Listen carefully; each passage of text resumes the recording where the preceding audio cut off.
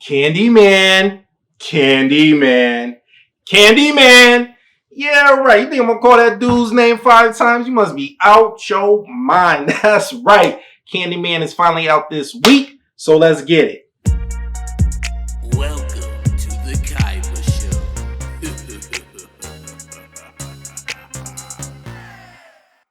All right, people. So Candyman is starring your boy Yaya Abdul-Menteet. We got Tiana Paris and Coleman Domingo, and is directed by Nia DaCosta. And basically, the premise of this movie is it takes place back where the first movie takes place, and that's right. We are in a gentrified, I'm assuming south side of Chicago, because to my knowledge, that's where most of the black people live. So yeah, we're in a gentrified section of Chicago compared to the first movie where it was in the hood and Candyman was just wreaking havoc in the hood, slicing and dicing. And this is where this movie, well, I guess it's like a soft reboot slash sequel, takes place. That's all I'm gonna say. Don't want to ruin nothing. Oh, and shout out to your girl Vanessa Williams. She's back in this movie too. So let me start off by saying this. I'm gonna give you my overall opinion first. The movie was okay. Storyline wasn't there for me in the beginning. It was dragging. It was a little bit of a slow burn. The movie is only it only has a running time of 90 minutes, so I was already disappointed with that because I felt like they can't really dibble and dabble in the story to fully like cook it the right way, like how it should be. But even with that saying, with a 90-minute runtime, the movie had like a little slow burn part, where it was taking forever for the storyline to have you intrigued, where you're sitting there like, yo, what's about to happen? Yo, what's about to happen? What's next? What's next? Because I felt like the suspense of the first movie was a little bit better than the suspense of this one.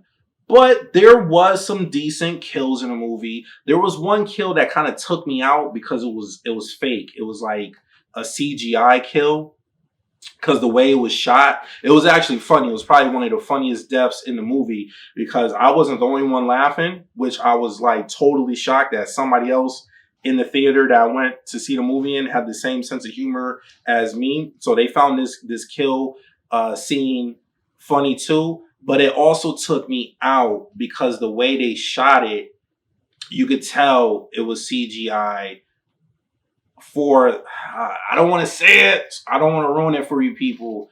But let's just say someone was up in the air and it was like a CGI person because you just got to see the movie for yourself for me to fully, so you could grasp the concept of why you could tell the person it wasn't a practical shot. That's my problem. This type of movie, every shot needs to be practical. I don't want to see anything CGI. I don't even want to see CGI blood. I want to see real blood. And that's the problem with a lot of these modern day movies. A lot of stuff is not practical. This is why I love Christopher Nolan, because he makes sure he used the bare minimum of CGI in his movies. Everything is like how it used to be. He wants practical, real shots. And with this scene, you could tell like it was CGI. Like they couldn't just hang the person from a wire or whatever. But the scene was funny. I thought it was funny. But there was like 2 kill scenes in this movie that were dope. But other than that, I actually wanted the cheap jump scares. This movie actually didn't have the cheap jump scares. I'm not necessarily scared of slasher movies, and technically you could kind of put Candyman in that slasher movie genre, even though it doesn't get the same recognition as, Freddy's and Michael Myers and Jason and Leatherface from Texas Chainsaw. Like when people talk about slasher movies, nobody ever talks about Candyman. But I know for us in the black community, Candyman scared us. I was scared of Candyman as a kid when I first saw the movie, because that's the first time you saw a black person that was basically, like I said, quote unquote, a slasher movie. And he was coming out. You said his name 5 times and he was come out and he was murking people.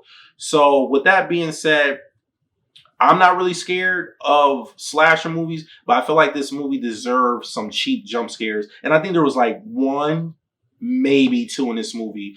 But for the most part, I was a little bored with the story. It wasn't a bad story, just wasn't amazing. And overall with the movie, it wasn't a bad movie. It was a little entertaining, but it wasn't it wasn't amazing either. And I know Jordan Peele's name is attached to the movie. I think he's one of the writers, but the movie was okay. So with that being said, on a Kaiba scale of 1 to 10, I'm gonna give this movie. I'm gonna give this movie a 6.5, and it's a soft 6.5. It was entertaining for the most part. Do I see this movie getting multiple watches by me? But if you're a fan of Candyman, I definitely suggest still checking this movie out. Don't see it at nighttime. It's worth a watch matinee if you're a fan of the franchise. I'll say this. It's better than Candyman 3. Candyman 3 was straight trash when that movie came out. I only really respect Candyman 1, and Candyman 2 was decent. I haven't seen Candyman 1 and 2 in a long time, but I just remember Candyman 1 was the best one. Candyman 2 was all right, and Candyman 3 was just straight trash. And if there's anything after that, I never watched it because the third one was just straight trash. But this one is decent. I'd rather watch it than probably Candyman 2 and 3, if we're going to be honest. I just felt like the scare factor wasn't really there. But once again, like I said, I don't really get scared of slasher movies. So yeah, Kaiba scale 1 to 10, I'm going to give it a soft 6.5. And yeah, let me know what you guys think, man. You know, hit the subscribe button. After doing that, hit the bell button so you get notified every time I upload a video. And like I said, let me know what you guys think. Leave a comment at the bottom. Hit that like button. And I'll see you guys next time. Peace.